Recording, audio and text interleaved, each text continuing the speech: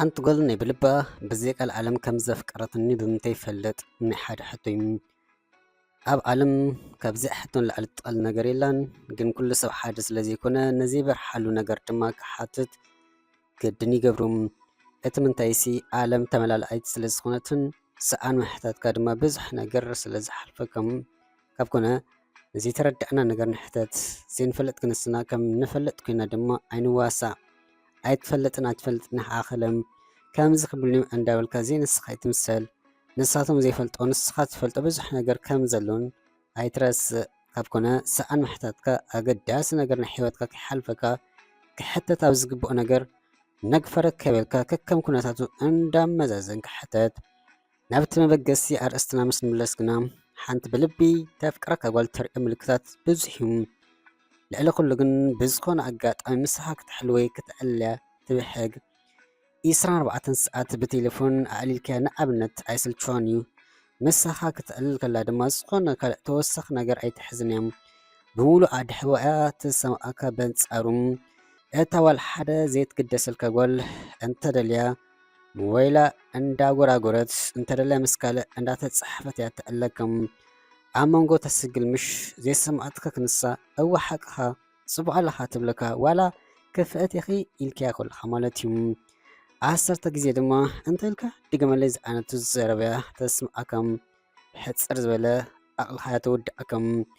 እታ ብኣኻ ዝተፀለለት ጓል ወትሩ ክትረኽበካ ብሓጋይ ዝኾነ ምክንያት እንዳፈጠረት ክትቀርበካ ክትረኽበካ ትደሊ ደጋጊማ ሕልፊ ካልኦት ሰባት ድማ ትድውለልካን ትፅሕፈን ኣመና ድማ ትግደስ ኣብ ዝደወልካሉ ግዜ ድማ ብዝተኻለ መጠን ክትቀበለካ ትጓይም ምስና ሓጎሱ ከዓ እምበር ምናልባት ምዘይ ትሰምዕ እሞ ሞባይል ኣብ ዝሓዘትሉ ሰዓት ብስምባደን ሕርቃንን ቀልጢፋ ትድውል እሞ ምእንቲ ካይትኩርር ብምሕሳብ ዋላ ሓደ ከበልካያ ከለኻ ከምዚ እንዲ እንዳበለት ክትረዳእካ ትፍትን።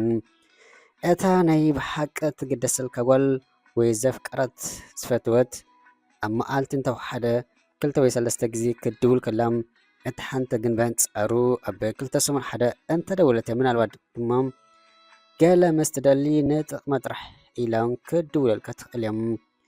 እታ ናይ ብልቢ ዘፍቀረት ጓል ሓንሳብ ደዊላ ብገለ ምክንያት ምዘይትቅበላ እሞ ምዘይትምለሳ ዘይተመለሰኒ ካይበለት ደጊማ በዓላ ትድውል ምናልባት ሽዑ ተንፀርፅር ትኸውን ይኹን እምበር ካብ ኣመና ፈትወት ዝተለዓለ ሕርቃን ምዃኑ ግን ዘይምዝንጋዕ።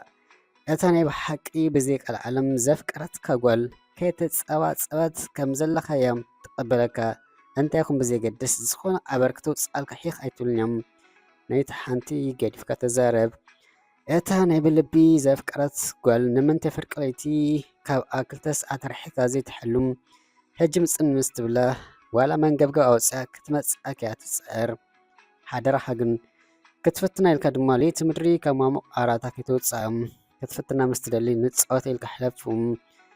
እታ ናይ ብልቢ ዝፈተወትካ ጓል ኩሉ ነገራ ኣመና ንስኻ ስለ ዝኾንካ ካባኻ ተሓብኦ ነገር ክሕሉ ኣይደልን እያ ስለተኣምነካ ድማ እዩ።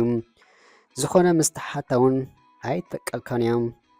ካልእ ንኣብነት ምስኻ ኣላሞ ንበል ብገለ ኣጋጣሚ ዝኾነ ሰብ ምስ ዝድውለላ ወይ ኣብ መንገዲ ድዩ ኣብ ዝኾነ ኣጋጣሚ ምስ ትራኸብ ክስተይ ብምባል እያ ዋላ ክሓተትካ ከለኻ ክትነፅረካ ትደሊ። እቲ ምንታይሲ ኣመና ስለ ዝፈተወካ ብኻልእ ከይትረድኦ ስለ ትፈርሕም። እታ ተፍቅረካ ጓል ኣብዚ ዓለም ሕላዊ ናትካ ስለ ዘገድሳ ዳሓይካ ቀፃልያ ትገብር። ክትርእካ ከላ ኣመና ትሕጎስ ድምፅኻ ክትሰምዕ ከላ ልዕሊ ዓቐን ሓጎስ ባሕታ ድማ ይፈጥረላ። ምስ ኣመና ዘፍቀረትካ ጓል ምናልባት ምስ ትሕሉ ብዛዕባ ዝኾነ ነገር ክትጭነቕ ኣይኮንካን ንበል እሞ ኣብ መንጎ ዕላል ዘረባ ይውዳእካ። ምስ ዘፍቀረትካ ጓል ስለ ዘለኻ ዕድለኛ ኢኻ። ዘረባ በይኒ ይምፃእ ኢልካ ኣይትዋጥርን ኢኻ። በዓላ ዕላል ተምፅእን ዋላ ዘሕርቕ ተዛሪብካ ክንስኻ ድማ ስኢላ ትስሕቕን። ንሳኻ ምስ ትሕሉ ሙሉእ ቅሳነትን ሰላም ዕረፍቲ ይስምዓ። እቲ ምንታይሲ ኣብ ቤና ኣብ ዝነበረትሉ ግዜ ቀፃሊ ብዛዕባኻ ስለ ዝተሓስብ እዩ። ሓንቲ ጓል ናይ ብልቢ እንተፍቂራትካ ሽምካ ፈቐድኡ ክፀርሓካ እዩ። ከይተፈለጠካ ብሰንካ ፍሉጥ ሕቡብ ሰብ ኮይንካ ኣለኻ።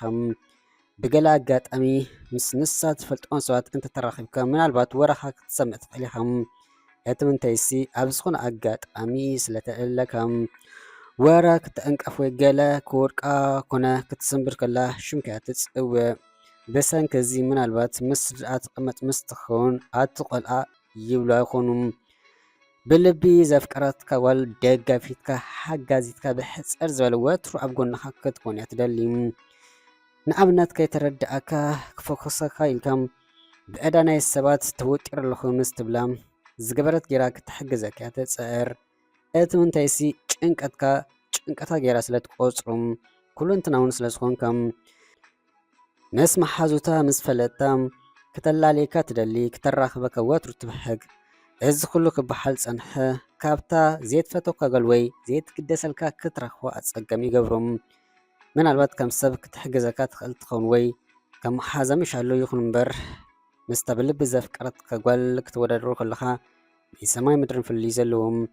ካል ንኣብነት ምስታ ትፈተውካ ጓል ትደዋውሉ ነይርኩሞ ንመልሞ ሓንደበት ግን ብዝኾነ ምክንያት ድሓይ ምስ ተጠፍእ ብኩሉ ትራኸበሉ መንገድታት ዝፀናሕካ ሚስኩል ኣዲኡ ትቁፀሮም። ካብ ምንታይ ይመስለካ ፍቅሪ ዝወለዱ ኣመና ናፍቆት እዩ። እቲ ሓንቲ ግን ምናልባት ከም ሰብ ድሓይካ ክትገብር ትፍትን ትኸውን ግን ኣዝያ ከምታ ዘፍቀረትካ ክትጭነቐልካ ኣይትኽእልን እዮም። ብዙሕ ክበሃል ይኽእል እዩ ብሕፅር ዝበለ ግን ኩነታታት ፅቡቅ ጌርካ ትዓዝሞ እቲ መልሲ ኣብ ክፀንሐካ እዩ። ከም መዛዝሚ ብልቢ ተፍቅረካ ጓል ኣዝያ ትናፍቐካ ምሳኻ ወትሩ ክትሕሊ ትደሊ። ክትራኸቡ ምዝይ ትኽእሉ ድማ ድምፅኻ ክትሰምዕ ትብሕግ። ንስኻ ሙሉእ መዓልቲ ውኢላ ኣይሰልችዋን ኣብ ዙርያኻ ምስ ትሕሉ ወትሩ ናይ ሓጎስ መንፈስ ይስምዖም። ኩሉ እንትናኣ ጌራ ስለ ትርኤካ ትበቀልካ ነገር የብላን ተሓብኦ ነገር እውን ከምኡ ምስ ዝኾነት ጓል ምስ ትርኤካ ወይ ሽም ካልእ ጓል ምስ ተልዕል ካብ ፍትወት ዝተልዓለ ተንፀርፅር ፍትወት ዘበግሶ ቅንዕ ድማ ተንፀባረቕ ምክንያት እንዳፈጠረት ምሳኻ ንክትሕሉ ትፍትን። ኣብ ዝኾነ ነገርካ ድማ ኣብ ጎንኻ ክትከውን ትፍትን። ወረኻ ብዝኸርካዮ ይፀንሐካ ከይተረድኣ ካብ ፍትወት ዝተልዓለ ብዛዕባኻ ስለትዛረብ ሽምካ ክትፅዋዕ ከሎ ዋላ ካልእ ሰብ ከሎ ትሕጎስ ምስ መሓዙታ ብዛዕባኻ ዕላል ምስ ዝኽፈት ወይ በዓላ ምስ ትጅምር ብዘይ ምቁራፅ ክትዛረብ ትደሊ። እዚ ብምንታይ ምናልባት ክተረጋግፅ ትኽእል መሓዙታ ኣብ ዙርያኻ ብዝገብሮ ምንቅስቃስ ማለት እዩ ብዝኾነ ዓለማ ስለ ዝኾንካ ኣዝያ እውን ስለተፍቀረካ ልቢ ሂብካ እንተስተውኢልካሉ ካብ ካልኦት ትፈልጠና ኣዋልድ ዘይረኸብካዮ ነገር ኣብኣ ክፀንሐካ እዩ። ስለዚ ምንቅስቃሳታ ፅቡቅ ጌርካ ዝተብሐሉ ካልእ ብዙሕ ክግለፅ ይኽእል እንድዩ ግን ክበሓል ፀንሐ ከም መበገሲ ክጠቅም ይኽእል እሞ ፅቡቅ ጌርካ ዝተብሕለሉ ፅቡቅ ዕድል